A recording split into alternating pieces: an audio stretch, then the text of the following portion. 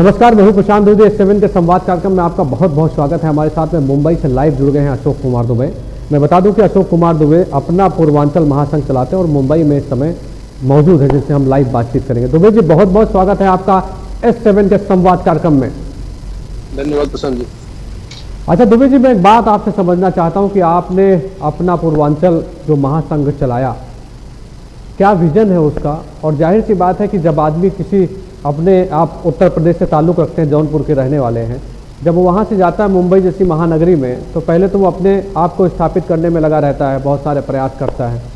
बहुत कम लोग विचार कर पाते हैं मेरे ख्याल से। तो मैं इस बात को जानना चाहता हूँ कि आपने ये महासंघ क्यों बनाया और क्या सोच है आपकी, और क्या आगे की भूमिका है, क्या प्लानिंग है आपकी?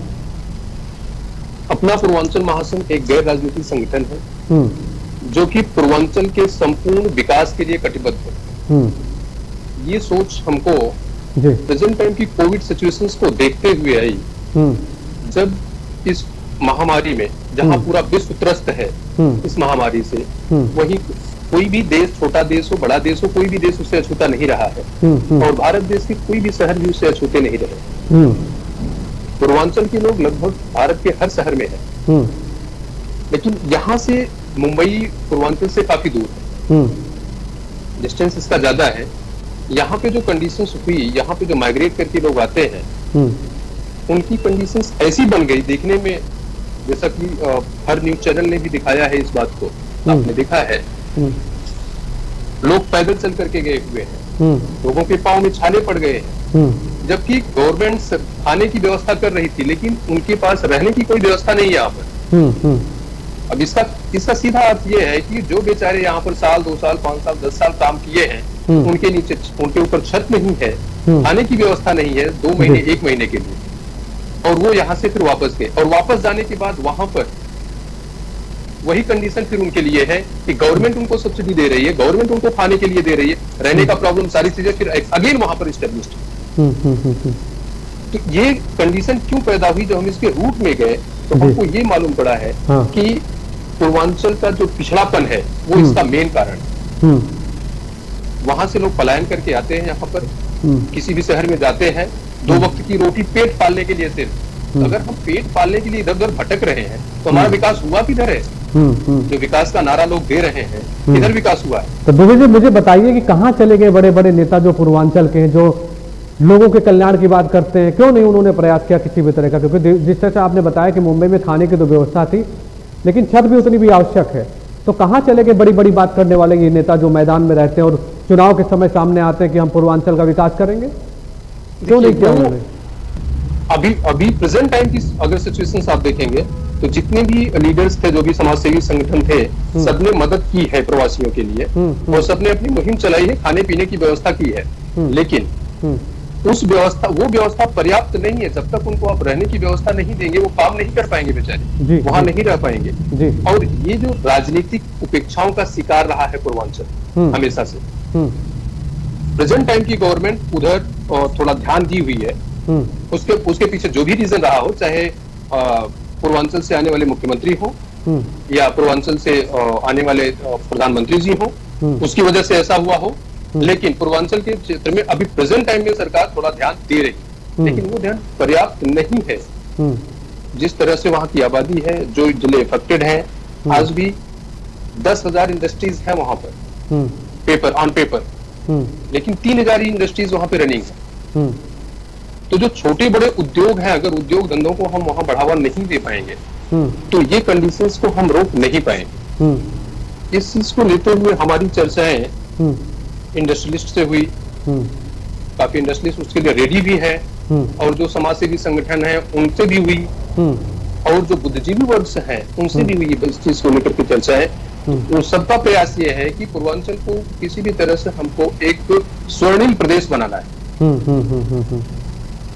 अच्छा। आज पूर्वांचल का ऐसा कंडीशन है कि वहां पे उपजाऊ जमीन है, टैलेंटेड लोग हैं वहां पर, कर्मठशील वहां पे यंग नौजवान से हैं, नौजवान जो कि हार्ड वर्क करते हैं, दूसरे शहर में जाकर के शहर का शहर वो बसा सकते हैं, और अपने पूर्वांचल को उत्तम पूर्वांचल नहीं बना सकते हैं, लेकिन अगर उस तरह से उस दिशा में सही ढंग से काम किया जाए तो इस मुहिम को लेकर के अपना पूर्वांचल महासंघ। आप मुझे बताइए कि कोरोना वायरस जैसी बीमारी जिस तरह से देश में दस्तक देती है, बहुत लोग भ्रमित होते हैं, समस्याएं होती हैं। मुंबई एक माया नगरी जहां पे आप मौजूद हैं, और मुझे इस बात की बहुत पीड़ा है। मैंने देखा कि लोग जिस तरह से अपने घरों को बेचकर वहां से भागते हुए अपने अपने घर पे आ गए, उनको लगा कि अब बचने का यही तरीका है कि यहाँ से भगो। मुंबई सरकार ने क्या मतलब जो प्रयास किए, चलिए ठीक, खाने पीने की बात ठीक है, आप भी वहाँ पे हैं, और जाहिर सी बात है कि एक पीड़ा का तो समय था कि उस समय जो लोग साथ में खड़े थे वो बहुत बड़े, कह सकते हैं, योद्धा के तौर पे खड़े थे। आपके संपर्क में बहुत सारे पूर्वांचल वाले होंगे क्योंकि आपने इस महासंघ की स्थापना की, तो मुझे बताइए कि उनके लिए क्या प्रयास आपने किया। और मुझे थोड़ी सी विडंबना भी लगती कि जिस तरह से मुंबई में इतना फैल गया कोरोना वायरस, जिस तरह से आप देखिए एक समय पे ऐसा सुनाई पड़ रहा था, ऐसी रिपोर्ट्स आ रही थी कि बड़ी भयानक स्थिति हो गई थी मुंबई में। तो क्या सरकार ने प्रयास नहीं किए? क्या पूर्वांचल के जो वहाँ पे नेता थे उन्होंने अपने पूर्वांचल के बारे में नहीं सोचा? मुझे बताइए, मैं समझना चाहता हूँ इस बात को। जी, पूर्वांचल के लिए जो यहाँ पर लोग रह रहे थे, यहाँ की जो जनता थी, उसके लिए सब हर किसी ने प्रयास किया, लेकिन जो यहाँ का इंफ्रास्ट्रक्चर है प्रेजेंट टाइम का, वो पॉपुलेशन के हिसाब से, जितना पॉपुलेशन है जो मुंबई का, उस हिसाब से एनफ नहीं है, उसके अनुरूप नहीं है। डेंसिटी, पॉपुलेशन डेंसिटी ज्यादा है, पॉपुलेशन का घनत्व ज्यादा है, और मुंबई का फैलाव क्योंकि सकरा है। अब जहाँ इस महामारी में लोगों को बाहर निकलने की व्यवस्था नहीं है, महामारी बढ़ने का रीजन यही था कि लोगों के पास रहने की प्रॉपर व्यवस्था नहीं। एक 10 बाय 10 के कमरे में 6 लोग रह रहे हैं, 4 लोग रह रहे हैं, और उनको जैसे शौच के लिए बाहर जाना पड़ रहा है, बाहर का जो टॉयलेट है उसको कॉमन टॉयलेट में यूज कर रहे हैं। ये सारे कारण ऐसे जो बने उसकी वजह से महामारी यहाँ पे बढ़ती चली गई, और उस पर कोई कंट्रोल हो भी नहीं सकता था।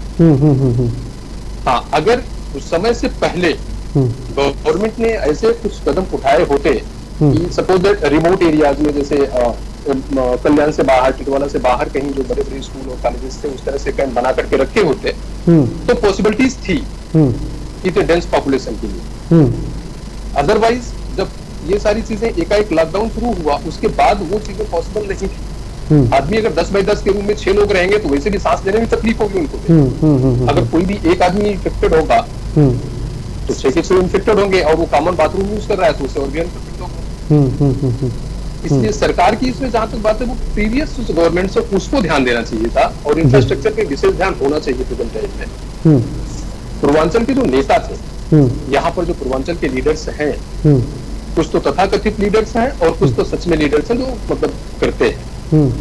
उन्होंने अपना प्रयास किया, हम लोगों ने प्रयास किया, हमारे अथक प्रयास से जो ट्रेनें चालू की गई जौनपुर के लिए, पूर्वांचल के लिए, और सबसे ज्यादा ट्रेनें जौनपुर पूर्वांचल के लिए ही चालू की गई है हकीकत में, मुंबई से, जो कि वहां पे गए, और बहुत सारे प्रवासी मतलब यहाँ पे जो हमारे भाई लोग थे वो उससे लाभान्वित हुए।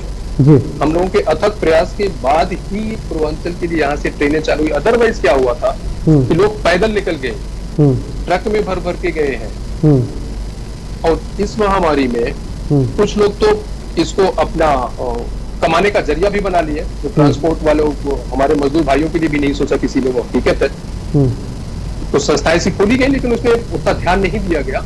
लोग पैसा कमाने के चक्कर में 10,000 15,000 रुपए लोग दे करके गए, और एक समय ऐसा आ गया जैसे लगा महामारी में सब कुछ खत्म हो जाएगा मुंबई में, तो ड्यू टू फियर, वो डर के कारण वहां से वो सब पलायन करके निकल गए, और घर बार भी, जैसा आपने बताया, अभी घर बार बेच करके निकल गए, जबकि अभी फिर से उनके आने की कोई उम्मीद भी नहीं है। इस महामारी से बचने के लिए ठीक है, सरकार ने लॉकडाउन उठाया थे, अभी तो प्रेजेंट टाइम में लॉकडाउन ओपन कर दिया है, काफी कुछ यहाँ पे शेड्यूल वाइज ओपन कर रहे हैं, वो चल रहे हैं। लेकिन ये मेरा मुद्दा मेन है कि पूर्वांचल से लोग जो माइग्रेट ही हो रहे हैं, क्यों हो रहे हैं, वाई? पूर्वांचल में अगर देखा जाए तो न तो खनिज संपदा की कमी है, कृषि प्रधान देश है, और वहां पे सबसे ज्यादा कृषि योग्य भूमि है, खेती है, तो उस चीज को करने के लिए ऐसा क्यों हो रहा है? नहीं तो क्या, जैसे आप देखिए पूर्वांचल की बात हम लोग कर रहे हैं, तो उत्तर प्रदेश के मुख्यमंत्री तो लगातार प्रयास कर रहे हैं। अगर हम देखें तो बड़ी बड़ी योजनाओं को धरातल पर लाने की कोशिश करें, तो वो कौन से लोग, अगर ऐसी स्कीम्स जो है वो नीचे नहीं पहुंच पा रही हैं और पूर्वांचल के कल्याण नहीं कर पा रहे हैं, तो वो किसकी नैतिक जिम्मेदारी है, मैं समझना चाहता हूँ इस बात को। और जिस तरह से आपने इस महासंघ को बनाया, देखिए आप मुंबई में बैठ के इतना बड़ा काम कर रहे हैं जी। आपने एक अपनी सोच लाई कि नहीं ठीक है, मुझे पूर्वांचल के विकास के लिए सोचना है, और आपने कहा कि आपका कोई राजनीतिक मतलब नहीं है इसमें, आप गैर राजनीतिक आपका संगठन है। तो काबिले तारीफ है आपके द्वारा सोची गई बात। मुझे तो इस बात का मुझे बड़ा अच्छा लग रहा है कि आप जैसी सोच के लोग अगर हैं, अपने डेवलपमेंट की बात करते हैं, अपने लोगों को बढ़ाने की बात करते हैं, तो इसमें कोई गलत नहीं है। लेकिन यूपी सरकार जो प्रयास कर रही है वो तो मैं देख रहा हूँ लगातार, भारत के प्रधानमंत्री अलग अलग योजनाएं लेके आ रहे हैं, और पूर्वांचल के कल्याण के लिए तो कई सारी योजनाएं आई हैं अभी। तो पूर्वांचल के हाँ प्रशांत जी, मैं यही चीज बोल रहा था कि प्रेजेंट टाइम की गवर्नमेंट जो है वो पूर्वांचल को लेकर के काम कर रही है। जी जी जी। चाहे उसके पीछे जो भी रीजन रहा हो। जी। माननीय मुख्यमंत्री योगी आदित्यनाथ जी भी पूर्वांचल से हैं जी, और माननीय प्रधानमंत्री जी का भी क्षेत्र पूर्वांचल का ही रहा है। जी जी जी। चाहे ये रीजन हो या इसके पीछे की अगर देखेंगे आप बातें, अगर 1947 से अच्छा ये चीजें अगर 1947 से अगर डेवलप की गई होती तो ऐसा नहीं होता। मैं आपका ध्यान मैं आकृष्ट कराना चाहता हूँ। मैंने एक रिपोर्ट पढ़ी है, लोकसभा के तीसरे सांसद थे प्रशांत गहमरी जी, सॉरी विश्वनाथ गहमरी। उन्होंने लोकसभा में एक स्पीच दिया हुआ था, पूर्वांचल कितना पिछड़ा है, कैसे है। उस समय पंडित नेहरू भी उस संसद में मौजूद थे, तो उसमें पटेल कमीशन भी बनाया गया था कि उन्होंने ये व्यथा बताई थी पूर्वांचल के लोगों की कि जो काऊ डंग होता है, गाय के गोबर से लोग दाना निकाल करके फिर ले जाकर के खाना खाते हैं, जिससे कि मतलब पूरे सांसद के सभी लोग हैरान थे। और हकीकत बात है, वो सच्चाई थी, उन्होंने बताया था। लेकिन उस समय से इवन पटेल कमीशन भी बना, सारी चीजें हुई, लेकिन फिर भी कोई विकास की बयार नहीं है वहां पर, नहीं हुई। पूर्वांचल इसको देखते हुए पूर्वांचल निधि बना दी गई, पूर्वांचल निधि की भी स्थापना की गई वहां पे। उसका पैसा कहाँ जाता है, किस रूप में जाता है, कुछ पता नहीं है। न तो कोई हिसाब मांगने वाला है उसका, और न लोग गवर्नमेंट्स भी उदासीन रहती है, तो कोई सोचता नहीं उस पर। अगर पूर्वांचल निधि बनी हुई है और वहां के पैसे उस ढंग से खर्च किए जाते हैं, पूर्वांचल में खर्च किए जाते हैं, तो आप देखिए अभी तक पूर्वांचल का विकास हो गया होता। इससे पीछे के पीछे राज्य बने हुए हैं जहां पे कुछ नहीं होता है, वो डेवलप कर गए। इसलिए हमको जो हमारे बंधु भाई हैं, जो समाज सेवी लोग हैं, हमारा ये प्रयास है कि हम पूर्वांचल को सर्वांगीण रूप से विकसित देखना चाहते हैं। अच्छा, मैं एक बात ये भी समझना चाहता हूँ कि इतनी बड़ी मुहिम आप लेके चल रहे हैं और इतना दूर है वहां से, तो कैसे क्या सोचा है आपने? मतलब जाहिर सी बात है, किसी मुहिम को चलाने के लिए अर्थ की व्यवस्था करनी पड़ती है, बहुत सारे काम ऐसे करने पड़ते हैं कि आपको ठीक है अब आप बात कर रहे हैं, और मुझे लगता है कि आप एक जज्बाती इंसान हैं, और आपने जिस तरह से संकल्प लिया है वो कहीं ना कहीं जो है वो धरातल पर जरूर आएगा, ऐसा मैं सोचता हूँ, मुझे लगता है, जितना मैं जानता हूँ, आपको समझ रहा हूँ। तो मैं समझना चाहता हूँ कि क्या प्लान है। देखिए, किसी न किसी चीज़ का रोड मैप बनाना बहुत आवश्यक है। अगर आप किसी चीज़ में जा रहे हैं तो आपका एक रोड मैप जरूर बना होगा। वो रोड मैप क्या है? क्योंकि बहुत सारे लोग आपको देख रहे हैं, पूर्वांचल के लोग कई सारे जुड़े हैं। जब हमने बताया कि आप हमारे साथ में आ रहे हैं तो जाहिर सी बात है बहुत सारे मेल्स आते हैं, बहुत सारे लोग सवाल करना चाहते हैं जी। तो मैं बात समझना चाहता हूँ कि रोड मैप क्या है अशोक कुमार दुबे का। देखिए प्रशांत जी, अपना पूर्वांचल महासंघ का विकास के मुद्दे को लेकर के पूर्वांचल के अभी फ्यूचर में हम लोग एक वहां पे बड़ी बिजनेस समिट करने वाले हैं, जिससे कि जो इंडस्ट्रियलिस्ट हैं वहां पर आए, और जो भी इंडस्ट्रीज, जो वहां की अनुकूल इंडस्ट्रीज हैं, उसको वहां पे स्थापित किया जाए, वहां के लोगों को उसमें रोजगार दिया जाए, जिससे कि उनका पलायन रुक सके। पहला, ज्यादा से ज्यादा इंडस्ट्रीज वहां पर एस्टेब्लिश करने की बात है। और दूसरा चीज यह है कि जो बंद पड़ी हुई इंडस्ट्रीज है, हम गवर्नमेंट से उसके लिए अनुरोध करेंगे, उसके प्रयास करेंगे, उसको रीओपन किया जाए, उसको रेगुलराइज किया जाए, जो भी उसमें बाधाएं हैं उसको दूर करके उसको रेगुलराइज किया जाए। और तीसरा ये कि पूर्वांचल के क्षेत्र में अगर स्कूल, कॉलेजेस, मेडिकल कॉलेजेस, ये सारी चीजें भी जहां हर डिस्ट्रिक्ट में नहीं है ये जी, इसको भी अगर ओपन किया जाता है शिक्षा के क्षेत्र में भी, तो भी उससे भी रोजगार, लोगों को रोजगार सृजन होगा और पलायन कम होगा। तो इन चीजों पर ये अपना पूर्वांचल महासंघ का पूरा वर्कआउट है और उस पर पूरा रोड मैप बना करके उसके विकास के लिए चल रहा है। देखिए, आपने शिक्षा की बात की और शिक्षा एक ऐसा बड़ा मुद्दा है, जाहिर सी बात है सरकार शिक्षा को देखते हुए बहुत प्रयास कर रही है। और अगर आप देखिए तो भारत को डिजिटल इंडिया बनाने का जो प्रधानमंत्री का सपना था वो भी कहीं ना कहीं इस कोरोना काल में दिखाई पड़ा कि अगर डिजिटल ना होता भारत तो आज हम लोग इस तरह से बात न कर रहे होते हैं, पहली बात। तो आपने शिक्षा की बात कही कि शिक्षा के स्तर को बढ़ाने के लिए, तो मैं समझना चाहता हूं कि किस तरह से आप शिक्षा के स्तर को बढ़ाने का प्रयास कर रहे हैं। जाहिर सी बात है कई सारे संस्थान भी खोलने की बात हो सकती है, लेकिन अभी क्या है कि हाईटेक सब कुछ हो गया है। अगर आपकी कनेक्टिविटी ठीक है, अगर आपके पास में संसाधन ठीक है तो आप आगे बढ़ सकते हैं। तो इसको लेकर क्या आपका हाईटेक प्लान है? जी, सबसे पहले तो प्रसन्न जी देखिए, जहां डिजिटल की बात हो रही है वहां सबसे इंपॉर्टेंट बात है कनेक्टिविटी की और नेटवर्क की। आज भी पूर्वांचल जैसे रूरल एरियाज में अगर आप चले जाएंगे तो वहां पे नेटवर्क इतना पुअर है, चाहे वो बीएसएनएल का हो, चाहे वोडाफोन का हो, चाहे एयरटेल का हो, इतना पुअर नेटवर्क है कि आप ढंग से उस पे वीडियो कॉल पे बात भी नहीं कर सकते। ऑनलाइन क्लासेस की तो बात ही छोड़ दीजिए। 4G 5G के प्लान में हम चल रहे हैं, लेकिन पूर्वांचल में अगर आप चले जाएंगे तो 2G 3G भी चलना मुश्किल हो जा रहा है। इवन मैं तहसील की बातें कर रहा हूँ, जो शहर से नजदीक होते हैं, शहर की बातें कर रहा हूँ। समटाइम्स ऐसा है वहां पर, और जो विलेज एरिया है उसको तो छोड़ दीजिए। तो सिर्फ शहर को डेवलप कर देने से हमारा डेवलपमेंट नहीं होने वाला। और एजुकेशन के लेवल में जहां तक जो गवर्नमेंट का प्रयास अभी की गवर्नमेंट का जो प्रयास है वो काबिले तारीफ है। मतलब काफी कुछ संवेदन होकर के वो कर रही है, इन संवेदनशील मुद्दों को उन्होंने टच किया हुआ है।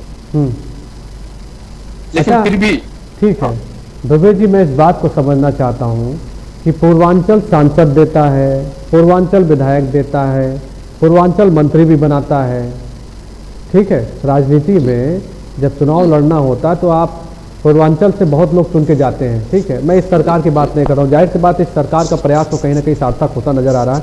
मैं पहले थोड़ा लेके चलना चाहता हूँ, क्योंकि विकास एकदम से नहीं हो जाता है। हर चीज को पटरी में लाने के लिए बहुत प्रयास करना पड़ता है। 5 साल क्या, काफी साल कम हो जाते हैं, लेकिन फिर भी अभी जो प्रयास किया जा रहा है वो काबिल तारीफ है। आपने भी देखा है और मुझे भी जहां तक लगता है कि उनका प्रयास सार्थक जरूर नजर आ रहा है। मैं ये बात समझना चाहता हूं कि जब आप पीछे जाइए, 5 साल पीछे जाइए, तो जो सरकारें थीं उसमें भी तो आपने सांसद चुन के दिया, विधायक चुन के दिया, हर तरह का आदमी वहां पे जाता है, सत्ता में बैठता है, उसके बाद क्या भूल जाता है? अरे विडंबना है इस तरह। अगर आप अपने क्षेत्र के बारे में नहीं सोच रहे हैं तो कोई जादू की छड़ी लेके नहीं आ जाएगा तुरंत करने के लिए कि अभी बनाया और अभी हो जाए। हर चीज़ के डेवलपमेंट में टाइम लगता है। देखिए पूर्वांचल एक्सप्रेस बन रहा है, बहुत बड़ी योजना है उत्तर प्रदेश सरकार की, पहले के लोगों ने क्यों नहीं बनाया?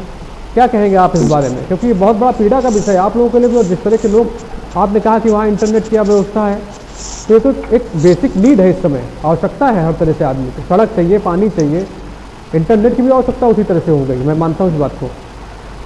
प्रशांत जी, ये जो इंटरनेट वाली बात मैंने की, ये मेरा ही स्टेटमेंट नहीं है। मेरी कुछ और भी वहाँ के जो सिटिंग एमएलएज हैं और एमपी हैं, उनसे ही बात हो रही थी।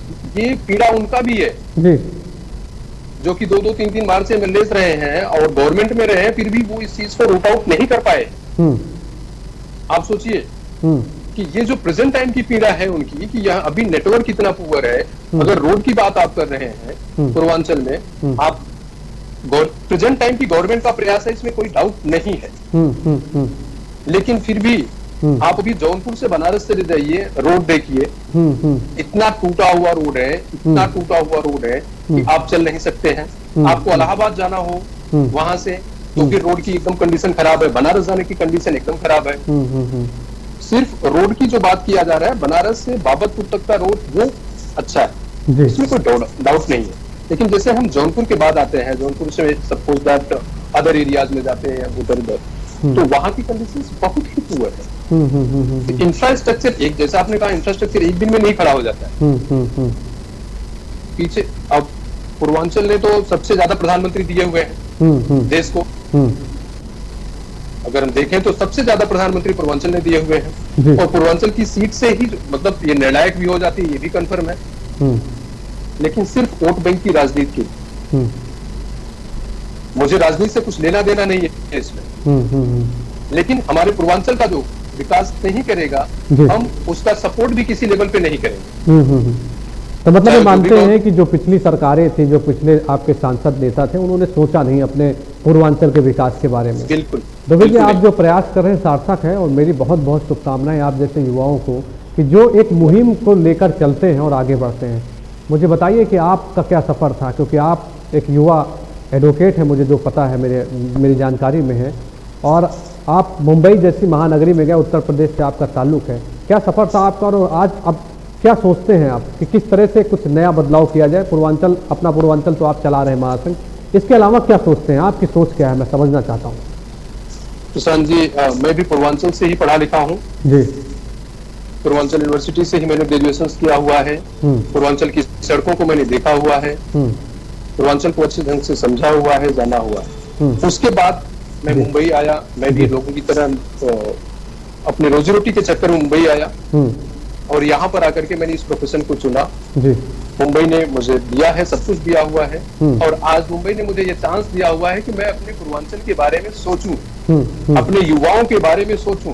जो पीड़ा, जो दर्द हमने सहा है, वो पीड़ा, वो दर्द हमारा कोई भाई फ्यूचर में न सहे और वो अपने आप को गौरवान्वित फील करे वहां पर पूर्वांचल में, कि नहीं, जो चीजें आजकल महानगरों में है वो हमारे खुद के पूर्वांचल में है। इससे अच्छी व्यवस्था हमारे पूर्वांचल में है। हमारी ये सोच है कि आने वाली पीढ़ी वो वहां से यहाँ पलायन न करे, बल्कि यहाँ के लोग ये देखने जाए कि नहीं, हमको यार वहीं पे चल के रहना है और वहां का जो डेवलपमेंट है वो हमारे लिए अच्छा है। जी जी जी जी। ये इस मुहिम के तहत हमारा अपना पूर्वांचल काम कर रहा है। जाहिर सी बात है कि एक बहुत बड़ी मुहिम आप लेके चल रहे हैं और ईश्वर आपकी बहुत मदद करेगा, क्योंकि सच्चे दिल से जो काम कर रहे हैं कहीं ना कहीं आप जरूर सक्सेस होंगे। हमारी बहुत बहुत शुभकामनाएं दुबे जी आपको कि सीधे मुंबई से लाइव हमारे साथ में जुड़े। बहुत बहुत धन्यवाद आपका। धन्यवाद। तो ये थे अशोक कुमार दुबे जो सीधे मुंबई से लाइव जुड़े थे। ये अपना पूर्वांचल महासंघ चला रहे हैं और पूर्वांचल के कल्याण की बात कर रहे हैं और जिस तरह से प्रयास कर रहे हैं, इनके साथ में बहुत सारे लोग हैं जो पूर्वांचल को बढ़ाने की बात कर रहे हैं। मुझे इस बात को कहने में किसी भी तरह का कोई वो नहीं लगता है कि नहीं, मैं इस बात को नहीं कह सकता हूँ आपसे। इस तरह के जो सार्थक प्रयास लोग करते हैं कहीं ना कहीं वो सक्सेस जरूर होते हैं। इनको बहुत बहुत मेरी शुभकामनाएं। संवाद में लगातार हम आपको बड़ी बड़ी हस्तियों से मिलाते हैं। अभी फिर हम आपसे संवाद में मुलाकात करेंगे। इससे पहले आप सुरक्षित रहें, मास्क लगाएं, बाजारों में कम जाएं और S7 के सभी डिजिटल प्लेटफॉर्म को लाइक करें, सब्सक्राइब करें। धन्यवाद, नमस्कार।